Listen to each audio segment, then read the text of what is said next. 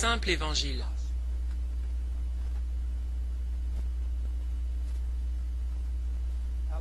Regardons notre texte. Car tous ont péché et sont privés de la gloire de Dieu. On ne comprend pas pleinement ce que cela veut dire.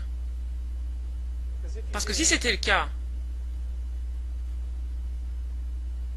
soit vous trembleriez de terreur parce que vous comprendriez que quelque chose ne va pas avec vous, ou vous vous réjouiriez au plus haut point en voyant ce dont Dieu vous a sauvé. Tous ont péché. Pourquoi cela ne nous fait pas réagir? Parce qu'on ne comprend pas la nature innée du péché. Et pourquoi ne comprenons-nous pas la nature innée du péché? Parce qu'on ne sait pas qui est Dieu. On ne connaît pas Dieu. Je suis étonné lorsque je voyage dans ce pays et parle aux responsables des séminaires, d'études bibliques. Je leur demande, combien de semestres passez-vous à étudier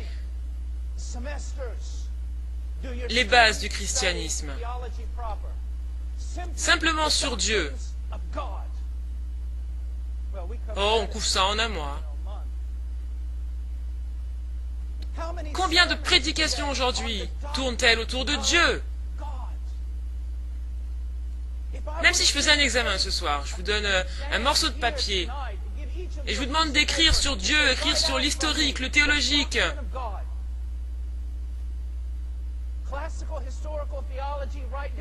Écrivez pour moi une liste des caractéristiques et attributs de Dieu et donnez-moi une explication biblique de Dieu. Le peuple de Dieu périt par manque de connaissances. Dans tout ce qu'on a, dans tous ces livres, dans toutes ces librairies, dans toutes ces vidéos, dans toutes ces conférences, est-ce que quelqu'un parle simplement de Dieu? De qui il est? Et c'est la raison pour laquelle le dimanche matin est le moment le plus idolâtre de toute la semaine. Pourquoi? Parce que la plupart de ceux qui adorent Dieu adorent un Dieu qu'ils ne connaissent pas. Ils adorent un Dieu qui ressemble plus au Père Noël qu'au Dieu des Écritures. Ils adorent un Dieu qui est un pur produit de leur imagination. Ils ont créé un Dieu dans leur propre manquement. Ils adorent un Dieu qu'ils ont créé. Pourquoi cela? À cause du pupitre. Sur le pupitre, on ne fait pas ce qu'on est censé faire. Et qu'est-ce qu'il faut faire? Enseigner les hommes à propos de Dieu, afin qu'ils puissent savoir, à la lumière de sa révélation, où ils se trouvent et de quoi ils ont besoin. Tous ont péché. Cela nous parle d'un manque de conformité à la loi de Dieu. Une déviation de la loi de Dieu, de sa volonté. Un détour face au caractère manifeste de Dieu.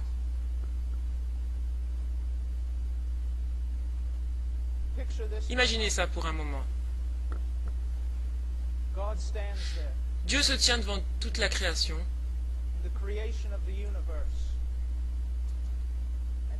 et il dit, étoiles, placez-vous à l'endroit que j'ai délimité pour vous. Et toutes les étoiles de la création se prosternent et disent Amen. Planètes, mettez-vous dans les cercles que j'ai tracés pour vous et restez-y jusqu'à ce que je vous donne un autre ordre. Bougez exactement comme je vous l'ai commandé et elles se prosternent en adoration.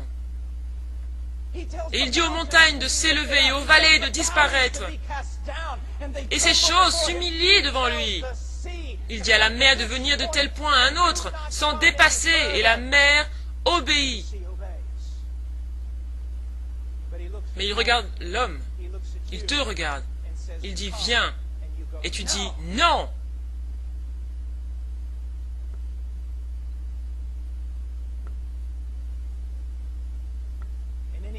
Dans chaque débat, dans chaque dialogue à l'université, le problème avec l'enfer, dans la pensée des hommes, c'est que cela dure éternellement.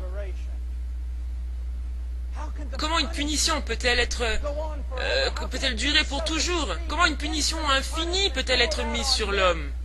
Parce qu'ils ont péché contre un Dieu infiniment digne.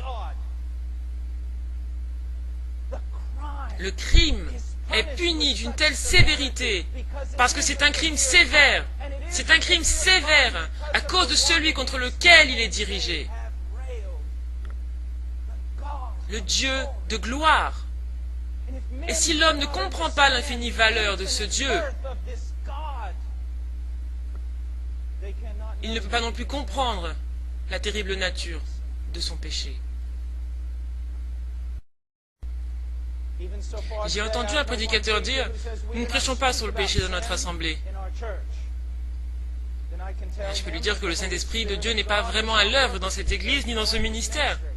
Pourquoi? Parce que l'une des choses principales que le Saint-Esprit fait, c'est de convaincre le monde de péché. Donc si vous ne parlez pas vraiment du péché, alors comprenez que le Saint-Esprit n'est pas vraiment dans votre ministère. Mais qu'est-ce que ça veut dire, dire péché? Ça veut rien dire. On vit dans un pays qui consomme le péché comme si c'était de l'eau.